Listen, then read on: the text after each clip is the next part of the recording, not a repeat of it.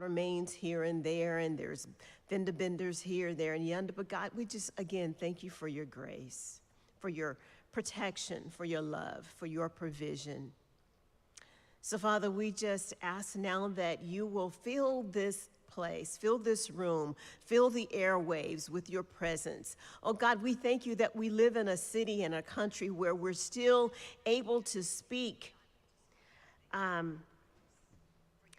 openly and honestly about our faith in God. So, Father, we just ask now as we are entering into this season of celebrating your death and the resurrection, that we will be mindful every day, oh God, of the sacrifice that you've given for us to live holy lives, of the sacrifice for us to do good works as unto you. So, Father, tonight as we study about our identity and good communication, Lord, we pray that you will speak to those who need to know these particular principles so that they can implement them into their lives, so that they too, even in these, can give you glory. So we bless you, God. We lift you up. We magnify your name in this place. Amen. Amen. So come on down, come on through, whichever way you're going. Tonight we're going to be talking about the law of identity. And the law of identity simply says that shared values define the team. The values that we share define who we are. And we're going to talk about several principles that help us to get a better picture of what we mean by shared values. First of all, it's important for the identity of the team that we stay connected. And not just here, there, and yonder, but on a regular basis. And as we talk about this, I want you to think about your teams, your family, your job, your church ministries. How connected are you to the people? And are you more connected to some people, and is there a different relationship because you are?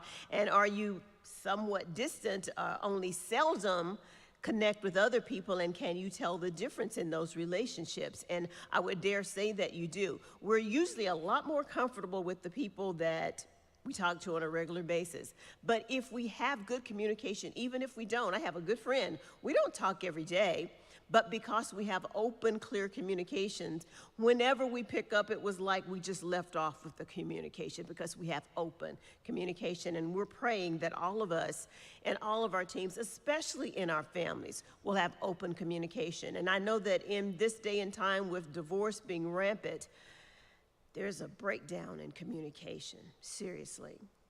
So let's go on and define the team in terms of its identity.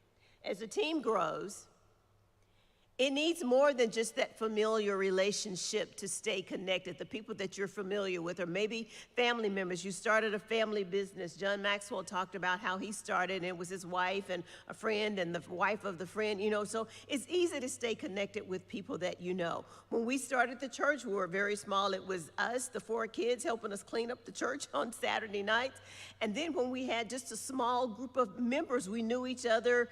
We shared homes and meals and things together, and so it was easy to stay connected.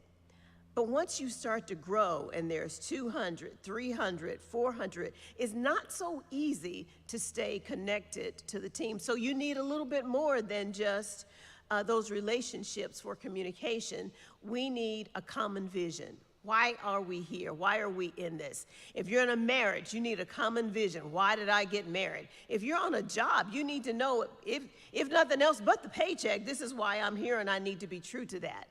But shared values define your team. What do we have in common? What is it that we want? I know my husband, and he tells the story of how we came from somewhat similar backgrounds, but we had a lot of the same family values. I say somewhat, he would say like, because he was a preacher's family with nobody in my family trying to preach. Now, my great-grandfather did. But, we were just a family living out in the country, raising pigs and cows and horses, and he was a city slicker. But the common value was family and a commitment to that. So shared values continue to define who we are. A team breaks down when everybody tries to do his or her own thing. Now, this is really seen in a family when you've got kids, and especially when they get to be teenagers, and they think that their parents don't have sense anymore, and don't let them turn 18. They think they're growner than grown. But we have to make sure that everyone is keeping the same values. And just as personal values influence and guide an individual's behavior, what they believe is why they're doing what they do, organizational values influence and guides the team's behavior. So know when a person is doing something, rather than just, why are you doing that? You need to ask, what is it? Get to know them. What is your belief? And if you're trying to work on the same team with them, we're going to talk about this toward the end, how we can rectify some of this going in 100 different directions. But your values, whether you are aware of it or not, influence your behavior. You say, I don't know why I did that, because that's what you value. So let's go on. So let's talk about the value of values. It's kind of a tongue twister. What is the value in having values? And more importantly, recognizing what your values are. A lot of times we just do stuff and we don't know why we're doing it. It's just a practice that we've always done. Well, that's what you value. But the values, having values, and we're going to talk about it, written values, are important because of these things we're going to talk about. Number one, glue. Your values glue you together. They hold you together. Team values, family values are more important than your feelings. Because if you just go on your feelings, one day you're not going to feel like it. And you're going to say, get out of my face. Or you've seen people who just walk off of a job. They just get tired because they were operating off of their feelings. You need to have those values always in your head. And if you're on a team working for a church, wherever you are, you need to know what that place values, and you need to get on board with that. So everybody having the same values glues the team together. Parents, little kids, you need to sit your kids down and say, this is what the Stricklands believe. This is what the Porters are about. And you keep drilling it in them and drilling it until they understand it. Now, if they reject it, that's on them. But you need to make sure that they understand this is what we value. So not only do your values glue you together, but then they provide a foundation. They're your foundation. You need something to build on as you grow. And values are that foundation. This is why we're going to do this. Let me tell you why we're not going to go to this particular concert. Let me tell you why I can't allow you to go to this skinny dipping party. Because it's based on your values. And the kids need to understand, adults need to understand the values before they do something. One thing that Pastor drilled in us very deeply early on was integrity. And you know, a lot of people have, oh, we're a company of integrity, but we're going to talk about that's only as good as its practice. But he meant it. And so a lot of people, you know how we didn't want to buy the book. Like a lot of people, if we were doing this, if it was a workbook, you know, one person may get a book and then they just go make copies for everybody else. We don't do that, y'all. We value being honest and integrous in everything we do, and if it's copyrighted, we're not going to copy it and just pass it out. And some people say, oh, we don't want to buy all of those. Yes, either we're going to buy them or we're not going to have them, because following the principles, the foundations of Christ, that's stealing. Somebody's copyrighted that they did the research, they did the work, and then we're just going to take it for free? Nah, values. They're your foundation for building. I don't care what it is that you are doing. Not only do values give you glue and a foundation, but they also give you a ruler, a measure. Values help you to set the standard for a team's performance. These are the things we're expecting. You to be at work on time, you to get the job finished in a certain hour, for you to take only your legal lunch break. Because you know folks go to lunch break, have somebody else check in for them, and they still gone to lunch. Like, you know, honesty. So you have that ruler. Are you measuring up? So when you get ready to evaluations, well, you were late to work 15 times. You didn't even come in a couple of times. We call it so-and-so signing in for, so you have your values give you that ruler for performance. But again, those values are only good as if they are carried out based on behavior. They only mean something if that's what we're really doing. And not only doing, but evaluating. If nobody's checking up to see, are they showing up on time? Are they getting the reports done? If we're not measuring, then we don't know if we're really measuring up. But not only glue, foundation, and a ruler, but values give us a compass. Which way are we going? When the team identifies and embraces a set of values, then over time, no matter how long, weeks, months, years, no matter how much circumstances change or what challenges present themselves, the team still knows it is moving in the right direction because we're following our values. And if you've seen some businesses who fail, it's because they start to drift from their original purpose. You see some families start to fall apart because they drift from those original vows that they made. So you need to know the values in order to keep you moving in the right direction. So you can still, even if people come and go, different people, but if you make sure that values are given to everyone who's on board, then we do good. And then two more things. Values give you a magnet. You think, what does a magnet do? It attracts, it pulls. So a team's values attract people with like values. So if they say, oh, that's what they're doing, I want to be over there because that's what I like. And this is what happens in churches. People go to churches that are doing the things that they like. They're a magnet. So your values draw people who are like you. So if you're drawing people, especially single women, if you're drawing people that you don't particularly think you should, you may want to check your values. Because what you think you are posting is not really what other people are reading. So you are, or who you are, is who you attract. So if you got a bunch, and I told my husband jokingly, I said, I'm not sure about you because some of your friends are a little questionable. But we need to all examine ourselves to see who is it that wants to hang around us and why. And then last, your values give you an identity. Your values give you a unique identity. You shouldn't want to be like everybody else. Parents get this all the time. I never forget when we were still on Roosevelt Drive and all of the kids were going somewhere, a party or something, and my kids are spending the, come on, Mom, can we do it? Can we do it? Everybody else is doing it. Do I look like everybody else? Am I so-and-so's mom? No, we have our own identity, our own unique identity, and that's not what we do. So your values give you that unique identity so that what you believe identifies who you are. People, if they know your reputation, they know, oh, they're not going to do that. Oh, you're not going to Jan Porter's house and do that. The Alexanders, they're not putting up with that because they know your values if you've made them clear. And so your values really determine your identity. Well, not only do they determine your identity, but your team's values need a common language. We need to be speaking the same thing so that we all know that we're on the same page. Communicating those values is the starting place for your team's identity.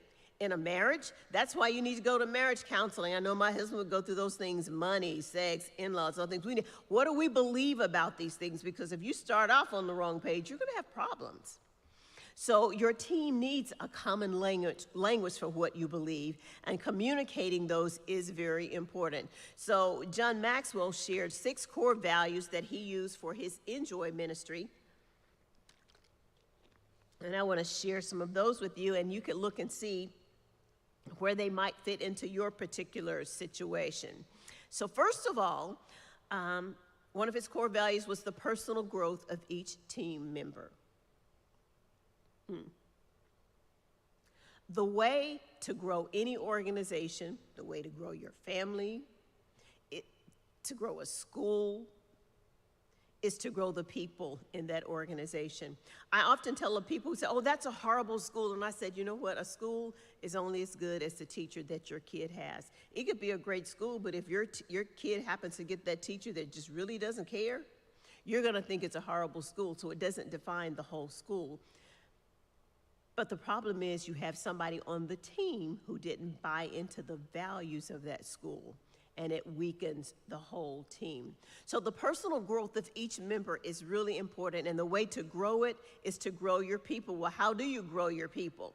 Train them, teach them, mentor them, send them to conferences, do whatever you do. Send your kids to behavioral training, you know, like your dog.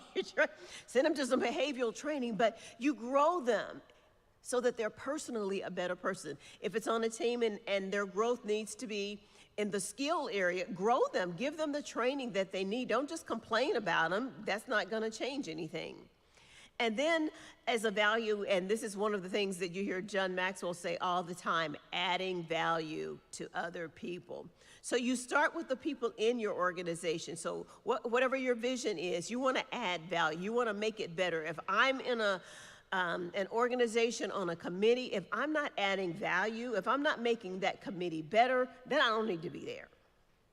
So we need to add value, and we start with the people that are right around us, and after we've added value to the people closest to us, then we can stretch out. You know, my mother used to say all the time, charity starts at home and spreads abroad. I mean, when folks didn't want to clean up and do things, and they were wanting to do things for other people, she said, no, you start right here. Add value to this household. Do what's right in front of you. And so that is true of every team. And then the third value they had was the power of partnership, working with others. This is so important, y'all. Little kids, when they're little, I was telling my class earlier this morning, I went to school, elementary education, but my specialization was in early childhood. I love the little kids, being on the floor with them, playing with them. I like helping to develop them when they didn't. They weren't set in their ways. You got them early, moldable. And you need to learn early on to make connections, partnerships with other people, to do better what you did. I was a new teacher, partnering with the teacher who had other resources that I didn't have to make us better. In the church world, we need to partner with other organizations right now. We don't have a place to store housing for people and all of the food for people to come, but we can partner with some other organizations that do that and do it well. They can send people here who need prayer and counseling. And so making those strategic alliances and partnerships is so important. Kids in your families, if you watch them, if you have more than two, they start to make partnerships to get what they want. So we can learn from children the importance of and the power of a partnership. And so John Maxwell said this is one of his things. And so in our church, we're doing intentionally now a better job of reaching out to work with the school districts, to work with Arlington Charities and other places that are already doing things. So we expand our reach, working with UTA and their Baptist student ministries. We're all in this together. So enough on partnership, you get that. But let me go back to this, y'all. Marriage is a partnership, and we gotta learn to work it together. Everybody brings a set of values to the table, but once you get in that marriage, y'all need to somehow blend those together, or it's not gonna be good very long. So work it together, and your children need to see that example. Then the fourth one, the practice of raising up and developing leaders. So the people are on your team, they're already in your school, they're already on your job, wherever they may be. And you chose them because you thought they were good people, but even good people need to be developed. All of us should be always, the Bible says, to grow in grace and knowledge of who He is. Well, we need to be doing that with everything else that we do. We need to get better. Don't be the same. Okay, so you could type 2 words last week. Let's pick up and do 4 this week. But we need to grow and develop leaders. Now, just being on the team and being a leader of the team's 2 different things. Not everybody is what they say, a natural born leader, but you can learn to be a leader. And so how do you do that? You give them skills. You trust them with things. Parents, you got to start trusting your kids, giving them responsibilities while they're under your supervision to develop some leadership skills. One reason a lot of kids fall flat on their face when they're asked to do things as they get older, you never trusted them. Can I trust you to take this to the mailbox and put it in there? Can I trust you to take this up to the counter and ask them to do this? So you start in the little things and then you grow in the things that you're asking them to do. But one thing that we don't like to do, and I want us to really change this, people, we don't like to read. Statistics show that most people don't read a book after high school. That's not good. Now, and nowadays especially, you can read them on a screen. If you don't want to carry the book, you can download a book. The screen is not the best way for me. For some reason, reading the screen is going to put me to sleep real fast. So better give me the book. But we need to read. If we're going to raise up leaders in our young people, somehow we've got to intrigue them, give them a reason to know that reading, y'all heard it when we were growing up, reading is fundamental. It's important. We used to say if you want to hide something from people, put it in writing. They'll miss it. But if we're going to, readers are leaders, and leaders are readers. And so if you're developing people, they've got to have that training. You don't want people just shooting off the hip, as we used to say, with their leadership skills, because they're usually going to shoot in the wrong direction. So the greatest way to impact your organization is to focus on that leadership development. And there's no limit to potential, almost.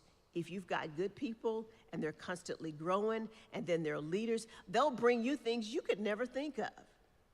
I was tickled. I was reading on the Neighborhood app. It's pure entertainment, y'all.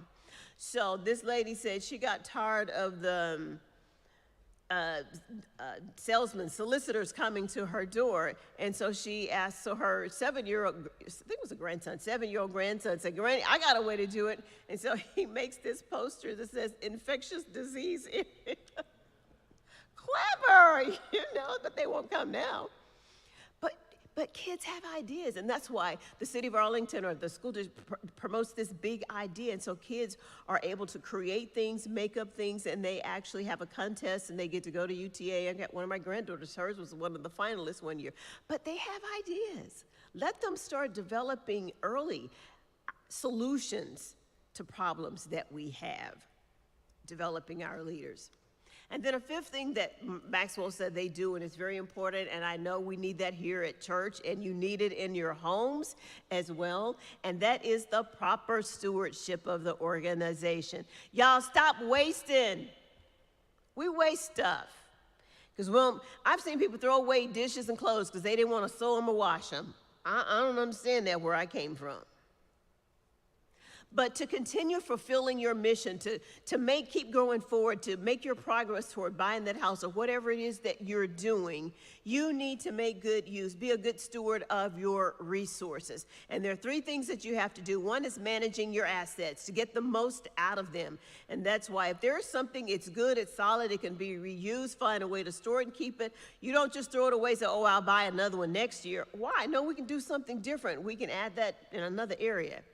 So manage your assets and then place people. People are your biggest resource, one of your most important resource. So make sure that people are placed where they need to be.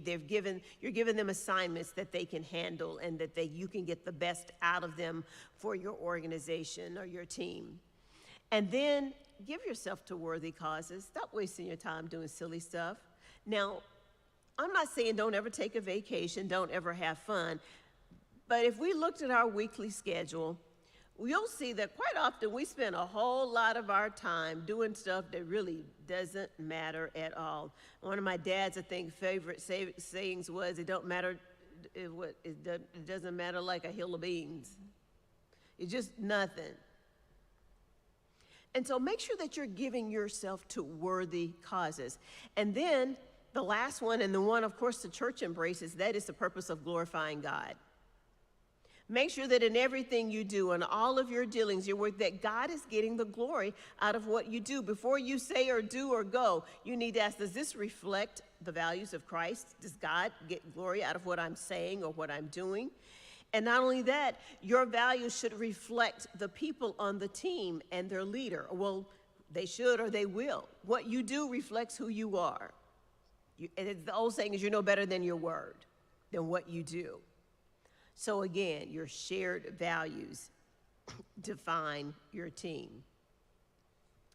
Well, we go on in our book, if you have the book, and as let me say again, we've been studying John Maxwell's The 17 Indisputable Laws of Teamwork. And if you're just joining us, it's okay, go back and get the book. It'll be a good book, especially if you are head of your household, if you are a manager, a leader on a job.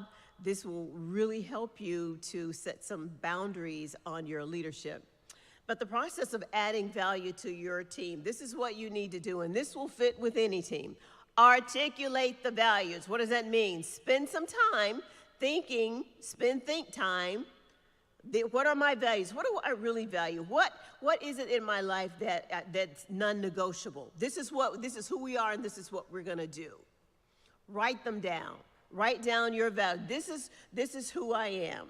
My thing is truth. Just tell the truth. I used to tell my kids, don't lie to me. You may or may not get beaten for telling me what you did, but if I find out you're not telling me the truth, we got a problem. Because then I can't trust you. And then if I can't trust you, then you can't earn. So it's just a ripple effect. And so truth, honesty is big with me. Integrity. But articulate your values. People need to know, and they also know I don't like a nasty house. Now, it may not be always organized, but it needs to be sanitary. So communicate to your team what your values are so they know what it is that you expect them to measure up to do.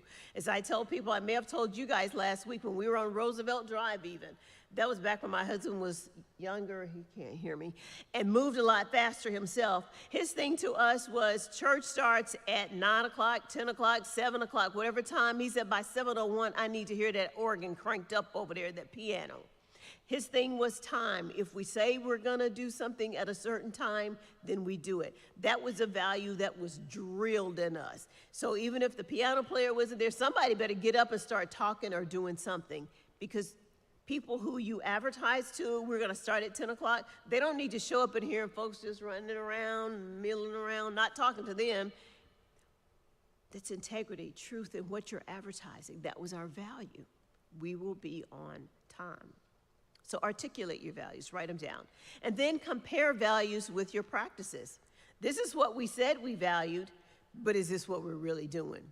The alignment of your stated values and the behavior of your team will boost your effectiveness. If you say this is what you do and people show up, man, that bank, they did just what they said. That grocery store, that whatever the business is, when they give you what they advertise, you get excited.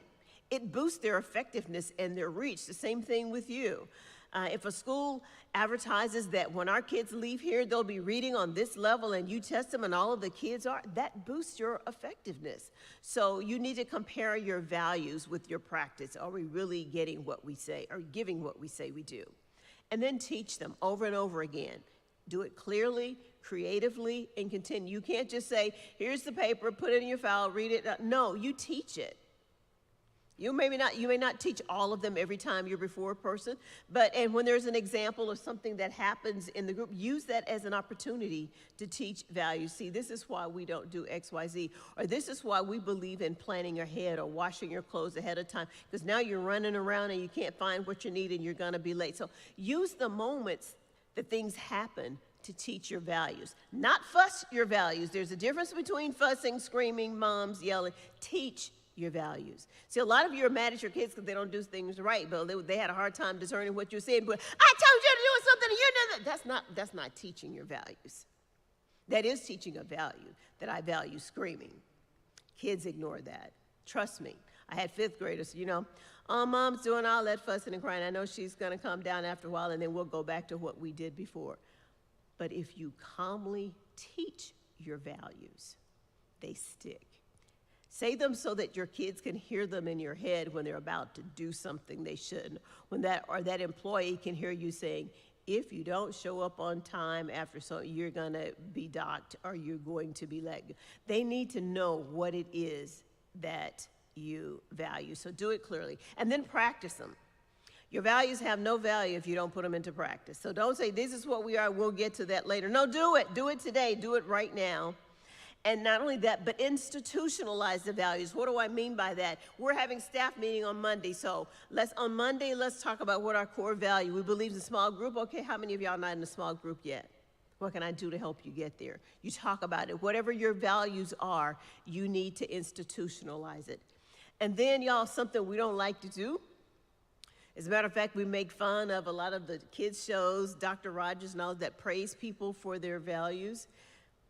But when somebody's doing something right, when they're getting it, give them some praise. Give them some, hey, you know what? Brother Jan is good. He got it done. You know, he read that book and he got his book report in.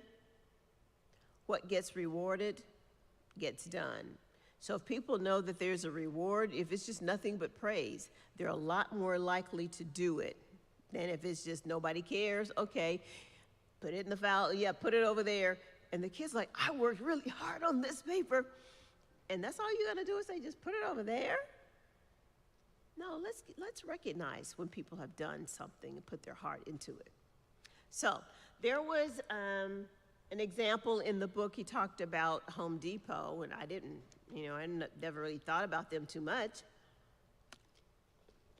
But he talks about 8 values that made them successful.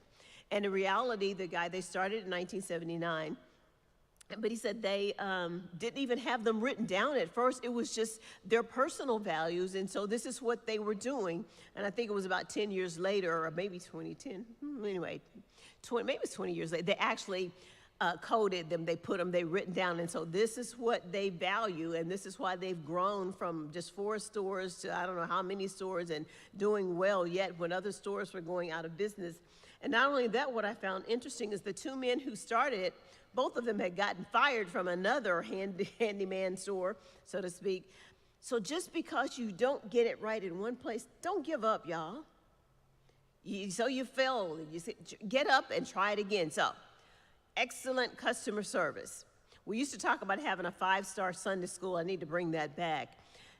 Churches, we need to be a 5-star church. You've heard of the hotels that are 5-star. They have excellent customer service. They don't let people walk in a store, look all around, try to find things, and nobody says anything. I won't blast this store, but I went to store with my granddaughter because she needed a computer.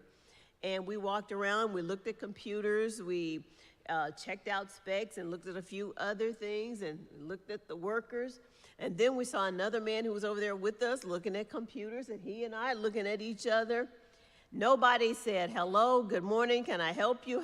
They were there, right there, working with another customer. I'm like, well, just tell me, well, hold on, I'll get to you, or go home, I can't help you today. So we waited, and then we even went up to the front where he was talking to another customer, and this other guy, I guess, was in training, said nothing. He could have said, he's working with him. Nobody said a word. So what did we do?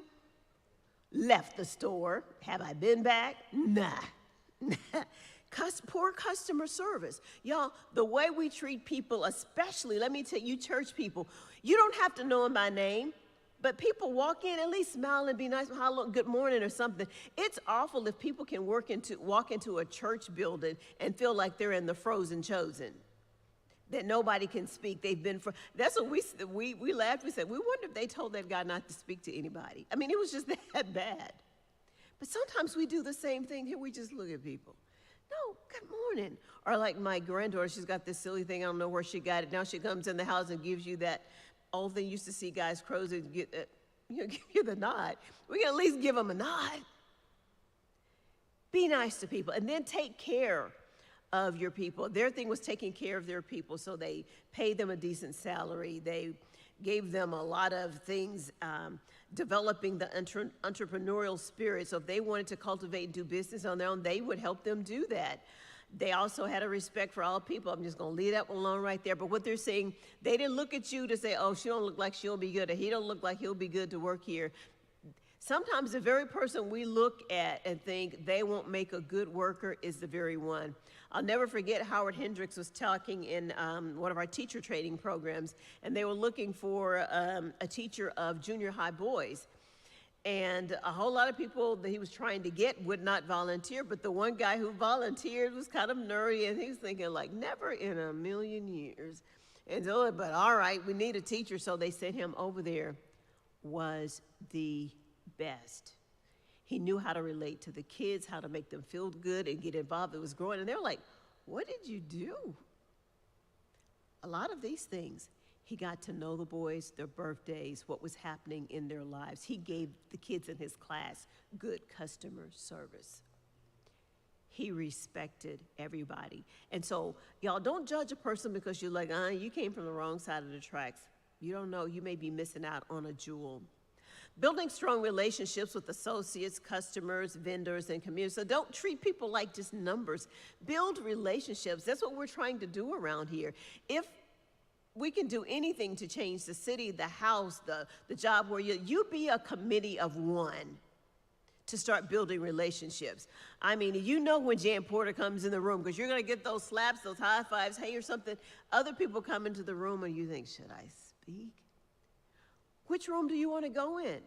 The one where everybody's saying, welcome and hey, how you doing? Good to see you. Or one where people just come and sit down and then you look and wonder, well, should I say something? Should I be here? You can make a difference. You be the builder of those strong relationships.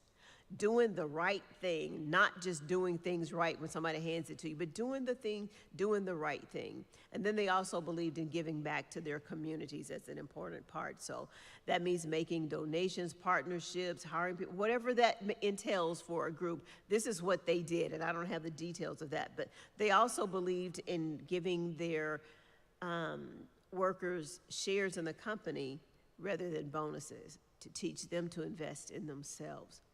But define, what are you doing to grow your team? What are you doing to make your team value who it is, who you are, who your family is?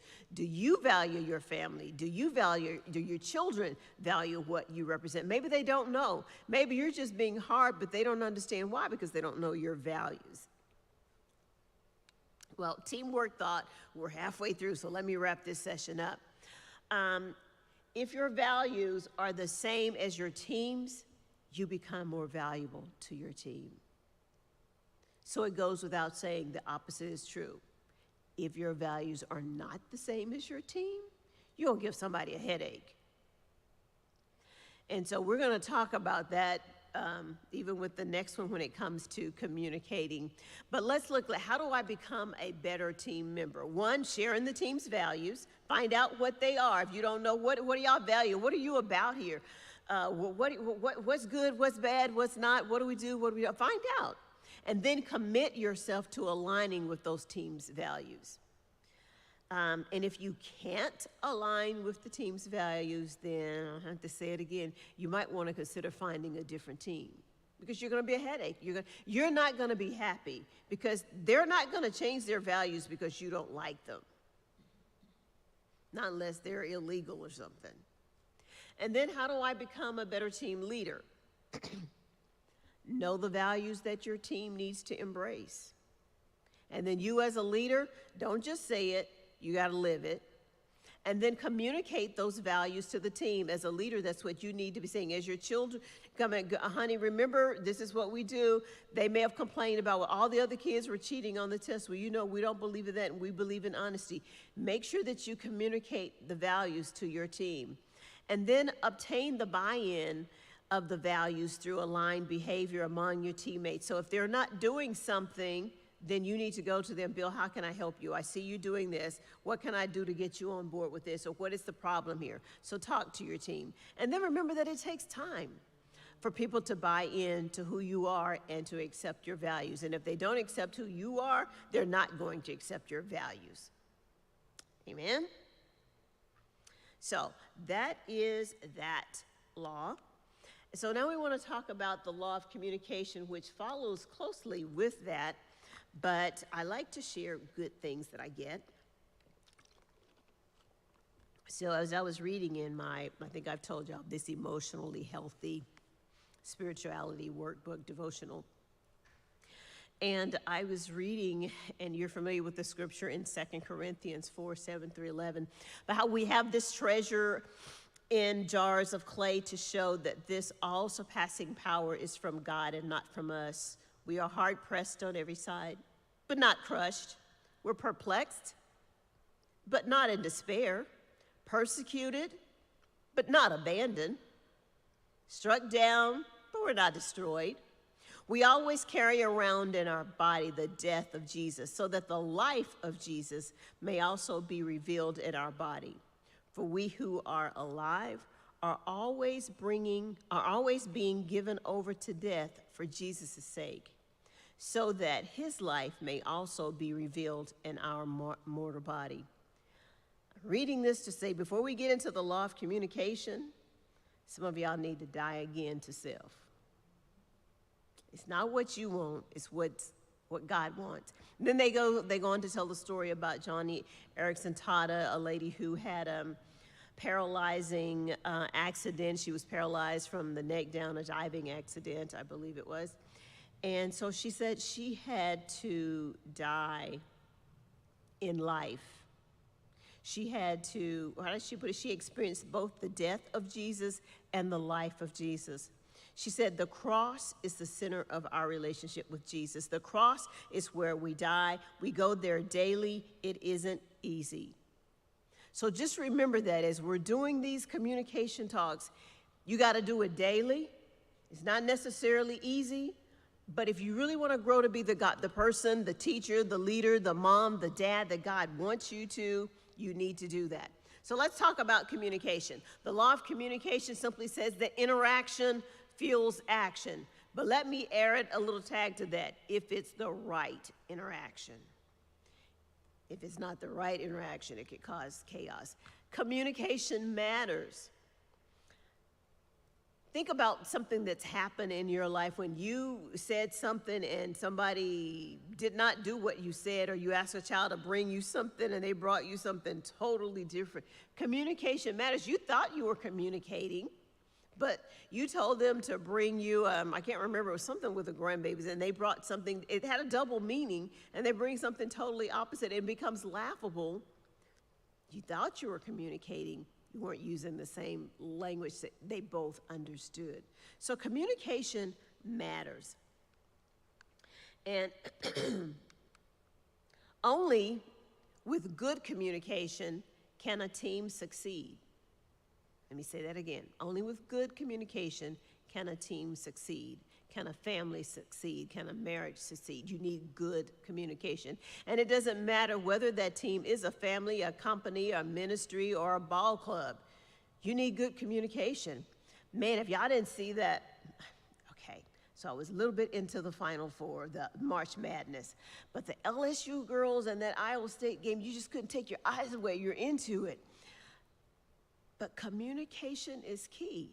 If you're down under that net and you're going down, this girl over here needs to be able to communicate with this, and I'm about to bounce this ball on the floor to you, because if she doesn't communicate right, the other team intercepts the ball. If we're not communicating with our family, with our children right, lots of things can go wrong. They can go to school and tell on you. They do that nowadays. And then you're in trouble. But how we communicate matters. Effective teams have teammates who are constantly talking to one another. We don't get mad. She said this, I'm not talking to her. And I confess, when I first got married, silence was my punishment. If he if he just really worked my nerve, I could go some days without saying anything because you made me mad. But that was the very opposite of what I needed to do. What I needed to do was express my feelings, say how I was feeling, because he wasn't going to figure it out. Let me just leave that right there. You need to tell people, we tell our children, use your words, use your words.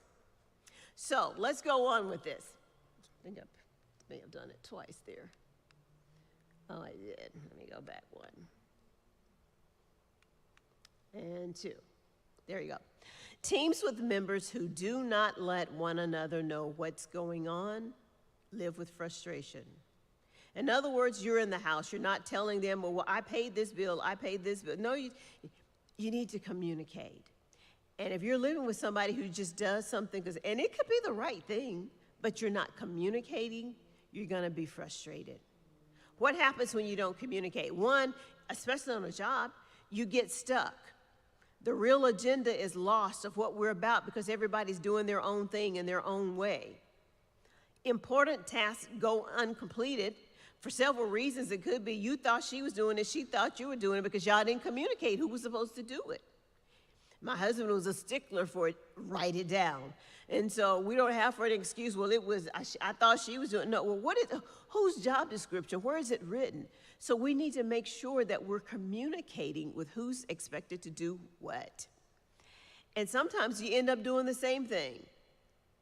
I know it happened with us once. I paid a bill, and I guess my husband didn't know I paid it, and so we're getting a check back saying you've overpaid. Didn't communicate. So you end up duplicating your work sometimes if you're not communicating. And when it comes to department work, it could even be at a church.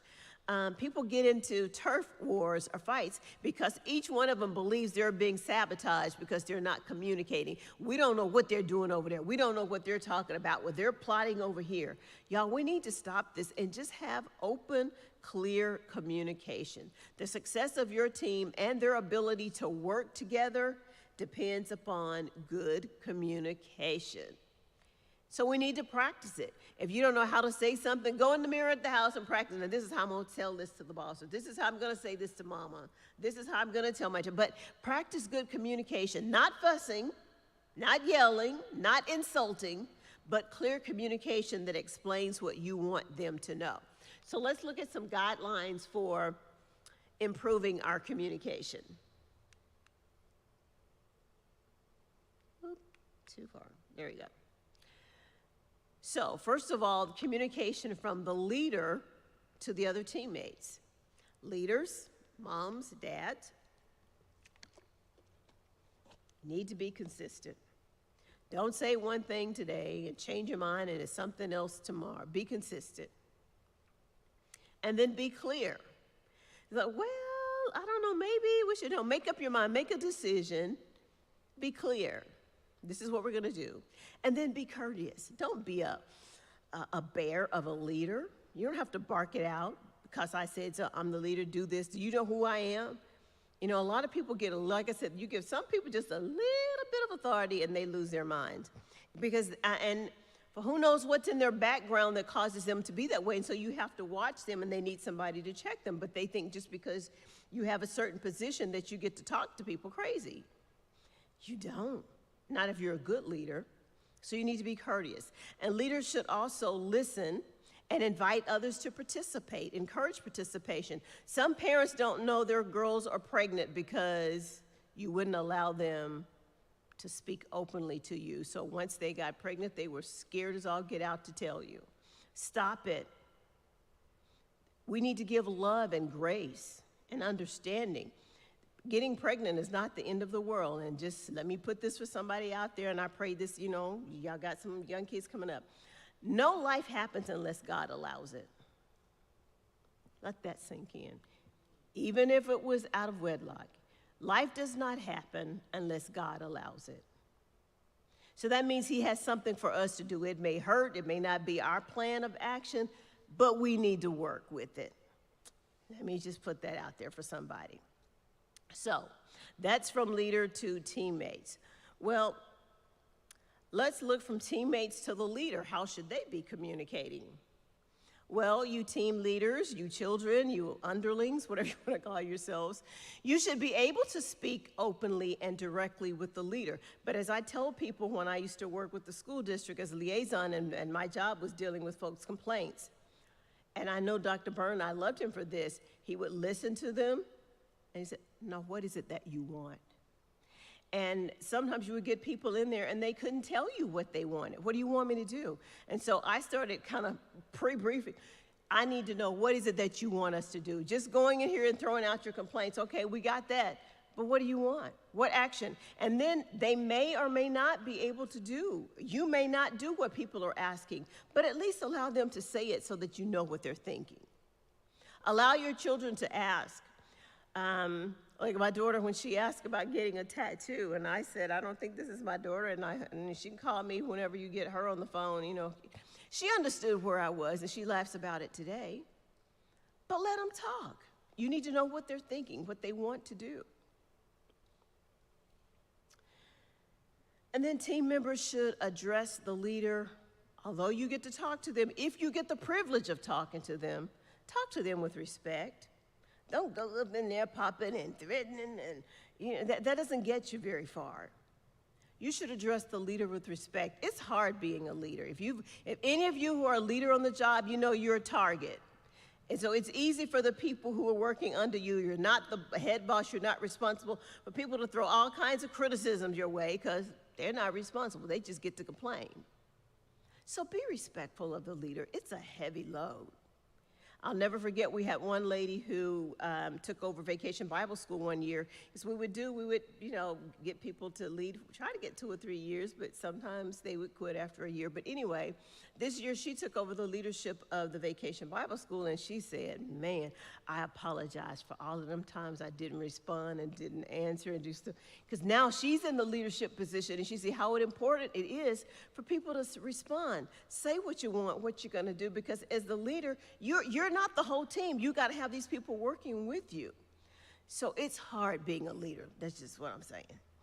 So be respectful, and then team members should work to avoid this. Don't with attitude.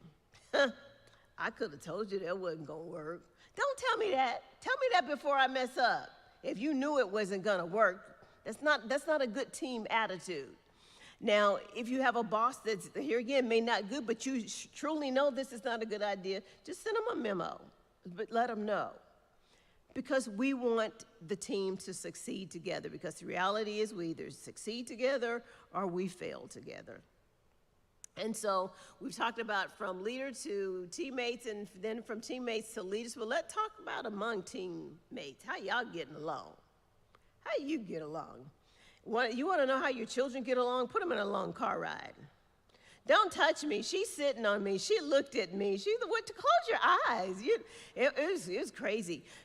Our kids know that we had assigned seats. I don't know if anybody else did, but that was how we finally solved all the wars of getting in and out of the car, and she's my seat. And it was so funny, even as they got to be older teenagers, they went to those assigned seats whenever they got in the car. And if anybody else was getting in the car with us, they gave them the evil eye, like, this is my seat. I don't know where else to sit. But teammates can have issues. But all teammates must communicate for the common good. If you have somebody on the team, she ain't talking to me. Betty, she ain't gonna say nothing. We need everybody on the team talking. We had one lady once to tell us, she thought she was doing the right thing. She said, I go into work, I don't speak to nobody, I don't bother nobody, I don't do anything. And then she was complaining because she said, well, they think I'm stuck up at this, and that, and the other. We said, wait, you said you went in and you don't talk to anybody, you don't say good morning, you don't do anything? Ma'am, that's a problem. You need to at least say good morning. And she did, and things did change. But 3 things: be supportive. Don't be a hater, as the young folks say. You know, maybe they did something good. Say, you know what, that was good. You did that report well. You did. Be supportive of your teammates. And then stay current. What do we mean by stay current? You remember last year you messed up. I'm not going to forget. You're always going, okay, here we're going to get, oh, well, don't remember. Remember what she did. Yeah, stay out of the past when it comes to stuff like that. Let's talk about what's on the table right now, because what we did last year and we got a project this year is not going to help us. So let's be positive, learn from our mistakes, but let's not focus on them and condemn people. And then be vulnerable. When you mess up, you slip up, you don't know, don't be proud and arrogant, just admit it. You know what, y'all, I was supposed to get this done and I didn't quite finish. You may be surprised your teammates may help you to get you across. If you're not so pompous and arrogant, you know you're wrong, but you're trying to act like somebody else did it. It wasn't your fault. You never take blame for anything. If you're going to be a good teammate, you own what you do, you communicate what you did or what you didn't do. And I like this quote by M. Scott Peck. You know, we're a team, we're a community here. You're almost in a church, you're working together, in a school, and you're a little family. And so he says, if we are to use the word community meaningfully, we must restrict it to a group of individuals who have learned how to communicate honestly with each other, whose relationships go deeper than their mask of composure. You communicate honestly, so what you're telling me is really so. You're not telling me what I want to hear. I hate people, don't tell me what I want to hear if it's not the truth. Just give me the truth. As mother said, if you can't say something good or something right, just don't say anything. But communicate honestly. I might not like it. It may bite, but if I'm grown up and mature as I should, I learn how to take it without insulting you even. You have to grow to that. Ooh. But teammates must learn to communicate. Why? Because teams succeed or fail based on the way team members communicate with each other. You get a bunch of folks grumbling at each other. And remember, John Maxwell told us about the basketball team that should have been a championship team for them that year, but because they weren't communicating with the seniors, as a matter of fact, he couldn't even put the juniors and seniors out on the court at the same time. What should have been a championship team was a dismal failure because the teammates couldn't communicate. Y'all just talk honestly and openly. You don't lose anything by listening to people. You might gain something though. And then there's the relationship between the team and the public, the people outside of your job, outside of your family, outside of your church. When interacting with the public, team members must remember these 3 R's. Receptive. Man, there's nothing worse than you go into a place and the person act like you're mad. They act like they're mad you showed up. Hey, hi, what you want? I mean, don't do that. Be receptive to the people that are coming to you. We get compliments about Sister Carnice. They said, the lady you have up front, they may not know her name, she is a good face for your organization. And you are, Sister Carnice. So she's a good example of being receptive. Gracefully respond to people. Don't just prejudge them and what you look at. You can look up and say, oh, I know she ain't nothing but trouble. Let's see, here we go. Don't do that. And then be responsive yourself in a timely fashion. If they're calling you, if they left you a message, give me a phone call back. Y'all don't call them back 3 weeks later talking about I was so busy. Really? We need to be responsive. We need to, if nothing else in that text message, say I can't address you. You may not have all the answers, but just say I've received your email and I will get on it. Or I got your voice message. But we need to respond in a timely fashion. And then be realistic. Don't overpromise something and then underdeliver or underprovide. Be realistic about setting and receiving expectations, and don't speak for other people. Oh, yeah, Sister Vera, get that done for you tomorrow. You don't know what I'm doing tomorrow? So when we're dealing with the public, and then what happens when Sister Vera doesn't deliver, then they're saying that church said, they don't give it just that one person. They said this and it didn't happen. So remember, receive people gracefully, respond in a timely manner, and be realistic about what you can or can't not do. They may come to you and say, ma'am, I'm so sorry, because we've had people come here and they want us to pay all kinds of car notes, house notes, this, that, and the other. We can't do that for the whole city of Arlington that needs it. We'll go out of business. But all people see is what their need is. We can't do that. And then one other important note, keep the unity of the team. Hash out your differences in your family meeting, in your staff meeting, your planning meetings, but when you meet the public, and I've gone on some stores and folks just complaining, I can't believe the boss said this and they told me that. Don't do that. I remember I went to the store before Sears went out of business. Yeah, it was Sears. It was Sears.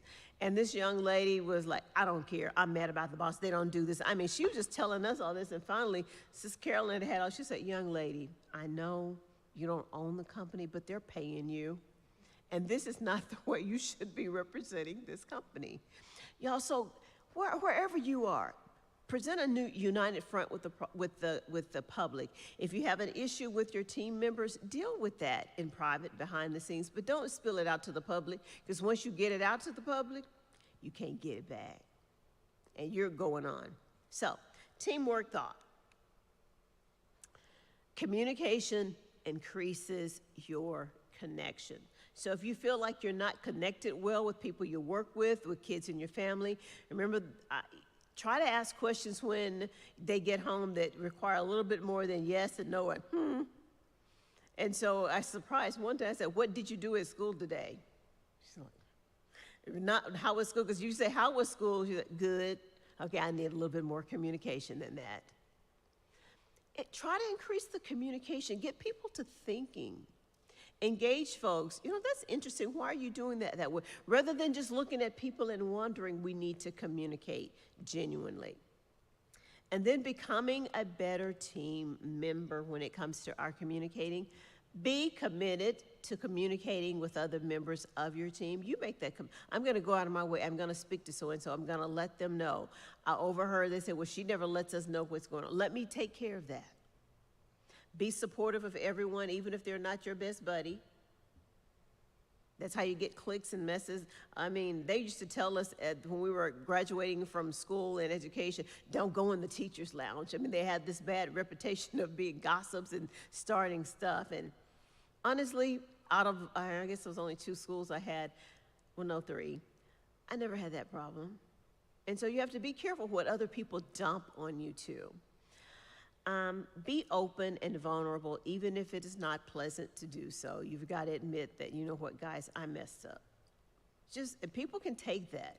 But when you say, well, you know, y'all giving me too much. Why didn't so-and-so, you know, just say, you know what, I messed up. Just be done with it. And don't hold grudges. I won't ask you to raise hands, but who's a grudge holder? They did so-and-so, or she got this job, and I should have got this job. And they recognized her, and they didn't recognize me. Don't hold grudges. It's not biblical. It's not godly. Against your leader or your team members. And whatever barriers you may have that are keeping you from having good communication, go talk about it. Fix it. We're Christians. We're grown people. We can fix it.